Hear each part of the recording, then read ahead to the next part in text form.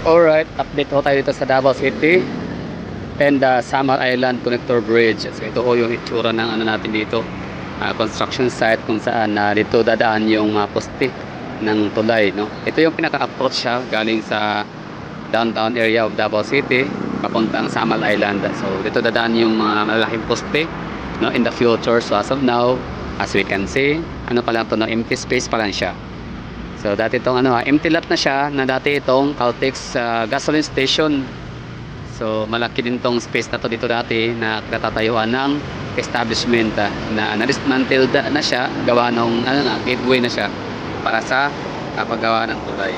So naalala ko, no, na 2023 meron ditong ginagawang earth, dito parang ground or soil testing, ground testing, ano ba tawag doon, yung hinuhukayan, no, yung pinakamalalim na solid ground, ganon, no, na portion ng lupa. So siguro parang soil testing yan, merong soil testing nangyari dito na ganap back in 2023. At yun na nga, ibig sabihin pasado yung lugar na to dito, hindi siya malambot, no, or natukoy nila, no, natumbok yung pinakamalalim na portion na siyang pinaka solid rock na talaga siya, or solid ground area. So ito yung lugar ngayon, June 15.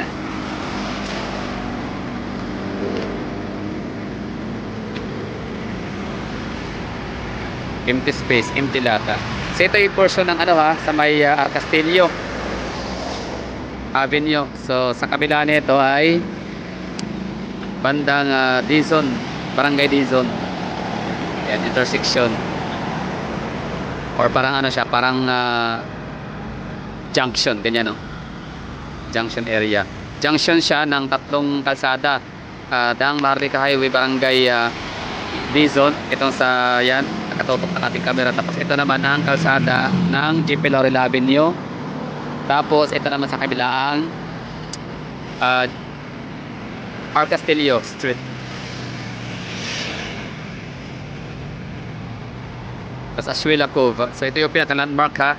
So kayo magtataka or magtatanong kayo kung saan magsisimula yung tulay dito sa Davao City. Approach area and landing area, no? From Samal papunta rito, landing area.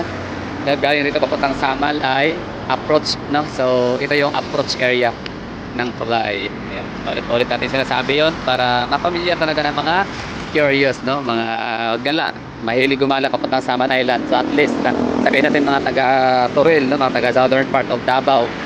So dito kayo dadaan, no, in the future. So ilan ba yun? That's 2028, ha? So na tayo, parang patriga tayo dito na ito, parang itong tulay, di ba, alam naman natin na ito ay proyekto ni Tatay Digong, build under sa kanyang regional development project, build program.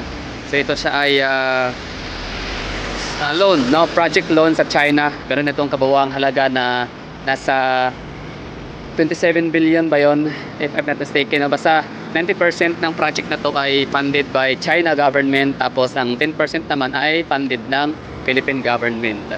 So ang istorya ganito, bali 90%, ulitin ko, 90% funded, or 90% of the project is funded by China government. Yun na yung tinatawag na project loan, tapos 10% ay sa Pilipinas, no. Ngayon, ang mangyayari dito, so, di ba, ito akin lang to, opinion ko to. Alam naman natin na itong si Bongbong Marcos administration ay lahat na lang ibibenta niya. So, for example, itong parang Bilibid, first pa sa'yo, sa Muntinlupa, di ba, parang ibinenta yata, or parang privatize sila yung lugar, paupahan yata, gano'n, no? So, gawing parang mixed-use development yung lugar, tapos yung mga nakakulong doon, na mayroon yatang hatol na reclusion perpetua ay ililipat dito sa Davao City Penal Colony or Dapicol, na natatagpuan yan sa may pagkakalam ko Santo Tomas, Davao del Norte, pero yun pala ay sakop pala siya ng Carmen, Davao del Norte. Anyway, so yun na nga, maliban doon ay nagbenta ulit siya ngayon ng parang hotel yata yun, PICC, basta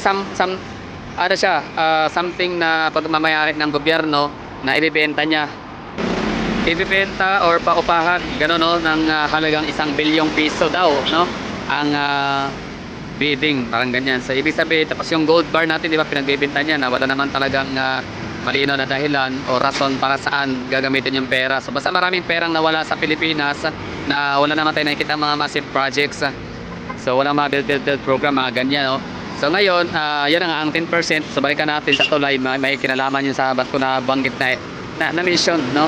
Yung mga pinagbibenta niya. So walang ibang ginawa si Bongbong Marcos kundi pera, no? So invest na maglabas ng pera sa budget, sa pondo. So parang ibang ko na pinagagawa niya. So ito, 4.8 billion ang sum up or suma total ng 10% project ng tulay na to dito. So 4.8 billion yun, ha. So yan po yung requested amount ng DPWH Davao Region. Pero ang nangyari, ang in-approve nila ay nasa 314 million pesos lang. Di ba? Ang layo, no? So nasa parang hindi man lang kumalahati sa 0.8 billion, di ba? Sa Botal. So ibig sabihin, ako hulaan, hindi man sa manghuhula, hindi ko hulaan. Kumbaga parang hindi na ako maso-surprise or masashock na itong tulay ay 90% lang siya makumpleto, tapos 10% hindi. Bakit ko sinabi hindi ito makumpleto ng 100%, hanggang 90% lang talaga siya? Kasi nga ang China, hanggang doon lang ang nila, yung kontrata pala ng project flow na to. So yung 10% ay 4.8 billion halaga. So malaking pera na yun siguro. Ibig ko sabihin is talagang hindi ko alam bakit yung mga ganun, di ba? Anyway, nga pala, so may mga nag-comment pala dyan. Although sabi naman din ni spokesperson na sino yun? Si Dean Ortiz, no, ng Region 11 DPWH, na kung hindi naman daw parang resources pooling or source pooling, parang gano'n, no? So sinearch ko yung ibig sabihin ng resources pooling or source pooling.